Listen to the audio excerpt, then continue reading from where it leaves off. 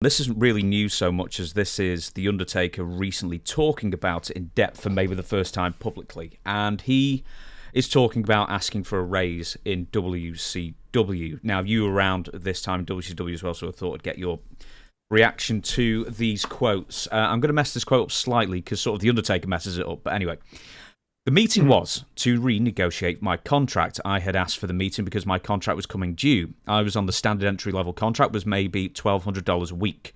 This is 1989, early 1990. It was time to renegotiate my contract. I was at that point in my career in life. I was a WCW guy. I enjoyed the product better, being from Houston. We didn't get enough of Vince and etc. etc. Anyway, he just wants a bump in pay. So, Undertaker says I went in and I met with Jim Barnett and Ole Anderson and Jim Herd. I gave him my speech. I love it here. I've learned so much this year and I'm really happy. My contract is coming up. I was at $1,200 a week, as reiterated. And basically, he wants something like $2,000 a week. Undertaker gives him the whole story, and it was crickets. It was quiet. Ole was the first one to speak, and he's like, you know, kid, you're a great athlete, but no one is ever going to want to see you wrestle. Famous last words. Well, so what do you think about all that? I mean, is it just a culture of just being so dismissive of anyone young at that time? Yes, yeah, very much so. And I'll try to speak not pro of them, but give a perspective. So they're looking at a dressing room where they have Ric Flair and they have Sting and they have this. There's Arn and Tully are still working, and there's, I think Murdoch was there at the turn. Slater was there at the time.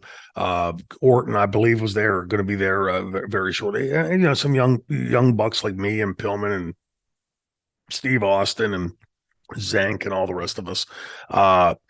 You could look around, and first of all, those guys, your Flairs, and those guys I mentioned at the top of the card, excuse me, they. You can see how Ole would say, well, look, we got all these great stars that we're paying all this money to, and they're drawing the houses, and that's true to an extent. But they're each day that passes, these guys are getting older, and they've done this for a while, and somebody's been around as long as you should know that there's going to come a point where you can't do that anymore, where it just just father time catches up. But they were always dismissive. The three names you mentioned, Tweedledee, Tweedledum, and Tweedledummer, Jim Herd trying to explain, hands me a paper at one point when I was leaving and telling me what a mistake I was about to make, go to WWF because, and he shows me, hands me a paper and I reach for it, he pulls back. He goes, no, you're probably not going to understand this being that you're a wrestler. I got 2 fucking master's degrees, you asshole, and understand. And the best part of it was he didn't understand the paper. The paper did not say what he thought it said. And, so yeah, they were very dismissive. When I was with Ricky, I had come in, I had been teaching prior to that. Originally, my foot had gotten in the door that Marty Jannetty had negotiated with Kip Fry for us to go in as the new Rockers, $5,000 per week. Well, this is when the girl ends up dead at a party at his house and off the table. I'd already put my resignation notice into teaching. So went in and minimum salary per night. Brian was making much better chunk. Steve was making a much better chunk. And Ricky, of course, was making what Ricky deserved. And Bill Watts was in at that time and said, I won't get up my full budget till next quarter. Please hang in there. And I promise you next quarter. Next quarter came. He gave me another song and dance, promised me that by the next quarter, by that time, he was gone and Ole was in. So I go to meet with Ole and told him what Bill had said and what I was making. I was making $350 a night. Brian and Steve were making, I think, $156, and Steamer was making whatever he was making and deserving. And Ole said to me, well, I've looked at your contract and I don't know what you're complaining about. Excuse me. I'm making a pittance of what these other guys are, and I'm part of this match. And he said, well, I was making the same thing when I was your age. And I don't know. What, in the 1920s?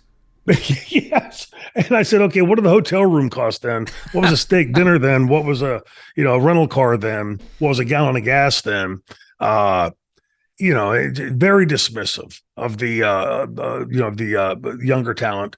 And again, you can see where they can say, well, we got Flair and we got Dusty and we got all these four horsemen and we got all these great stars here. And yeah, but what about next month? What about next year or 5 years down the road? And oh yeah, this guy Steve Austin, stunning Steve Austin, you said wasn't worth anything, is now the biggest name in wrestling. This guy Shane Douglas that you said was worthless, he's got a company on the map. A guy named Mark Callis is going to be few people are going to remember him, right?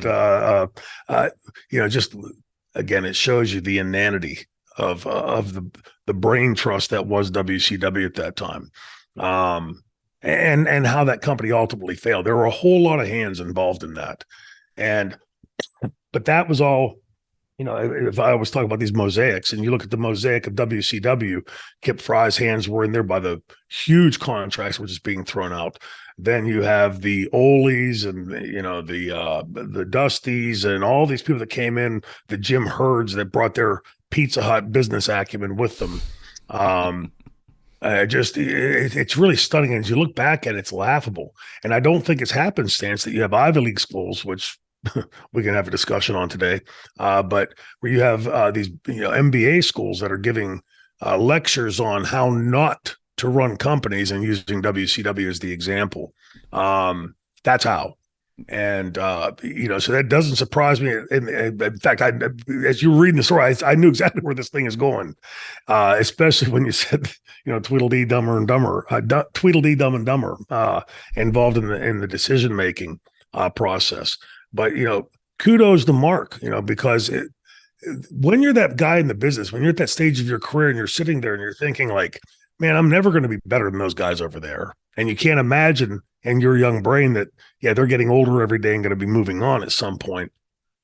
But that he was willing to go in there and stand his ground. And I am certain that whatever they had in mind for Mark taking him to WWF, there's no guaranteeing that's going to work. It may work. It likely to. In hindsight, looks back, he said, well, sure, that was a no-brainer. Well, it was not. It wasn't a no-brainer then. And the fact that he was willing to stand up for himself and do that for the young kids out there, understand many that may not be getting these lavish contracts. Understand that, that every day there's going to be spots opening up. And if you have the faith in yourself, and Mark did, even then, like when he was doing the mean Mark Callis gimmick, you could see that he was sure of his ability. Not that he was, big headed or anything. Mark was a pretty down to earth guy. But the fact that there's those guys in the business that make it, like when Steve hit it big and when Mark hit it big, those of us that knew him back then, oh man, that's cool as shit, because he's a good guy. And not just in Mark, Mark Callis's way, the fact that he didn't just make it, he left an imprint on the business, and that's hard to do. That's to come into this conglomerate, this edifice called professional wrestling, and kaboom, leave this stamp called the Undertaker, legendary. And we throw that term around way too loosely in this industry, but boy, he really did do that. And then with Vince's help coming up with the idea, but I go back and I look at those earliest years of the Undertaker, and by my taste, a little bit on the corny side, like where we came from wrestling in the black boots and black tights type of thing.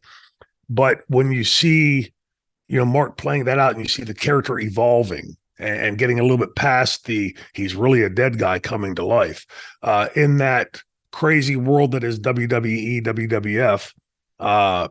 Okay, this guy's portraying this character, and it sort of transcends beyond that. It's like the guy playing Chewbacca, excuse me, in the Star Wars movies, that he really left that stamp.